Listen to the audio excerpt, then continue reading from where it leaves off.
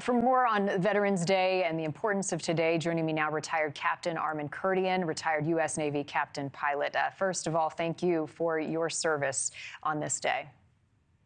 Thank you very much, Marni. Thank you for having me this morning on this wonderful Veterans Day. Let's talk about some of the transition that we're going to see with Trump's team and the impact you believe, Captain, this will have on our military in regards to recruitment, for example, as Tom was discussing. Well, I'm hopeful that recruitment will continue to increase and we'll continue to get a lot of strong, talented young men and women entering our military because, quite frankly, we need that kind of talent in the military. And honestly, when I came into the military commissioned as a young ensign, I was certainly not the person I was today.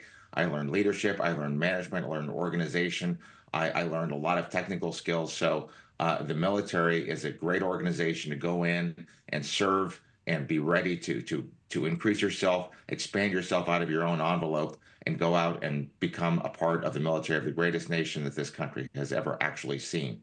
So I'm very hopeful for that, as well as some of the reforms that Trump has promised to make in terms of perhaps more efficiency. When you're talking about cutting budgets, I, for one, can tell you that in my jobs in defense acquisition, I saved millions of dollars in a lot of the programs that I managed, where there was a lot of redundancy, a lot of unnecessary expenditures. We did things more efficiently, and quite frankly, we got a better result at the end. So there's a lot of room for improvement. Some of the other policies, and you can see Biden is now on the stage, that Trump is proposing: slashing spending, reducing top-ranking officers, and also rolling back diversity and inclusion policies. What type of impact immediately do you think will be felt?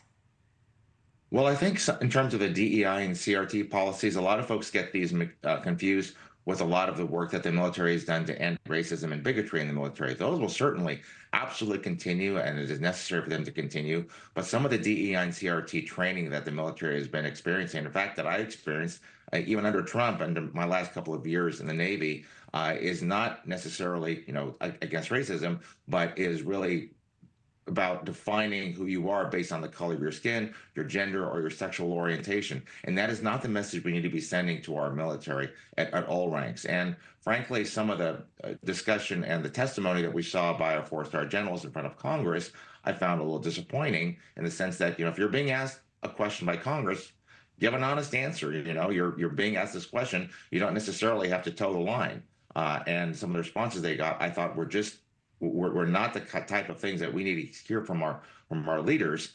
We need to hear a lot more about achievement. We need a lot more about success, about efficiency, about the mission and what needs to be done, instead of about who we are as as Black or as white, as Latino. Certainly, we need to increase representation of the military, simply because if they're underrepresented, it means that there's maybe a big pool of people out there that the military could actually benefit from. And this program to continue to train folks who are maybe underrepresented or underserved to get them to that level, that's all great. That's all great training, and that will continue. I'm hopeful. But just this focus on who we are and the idea that perhaps there's a lot of systemic racism in this country, that needs to stop because it's very counterproductive. Thank you for watching. Go to newsnationnow.com to find NewsNation on your television provider. And don't forget to click the red subscribe button below to get more of NewsNation's fact-driven, unbiased coverage.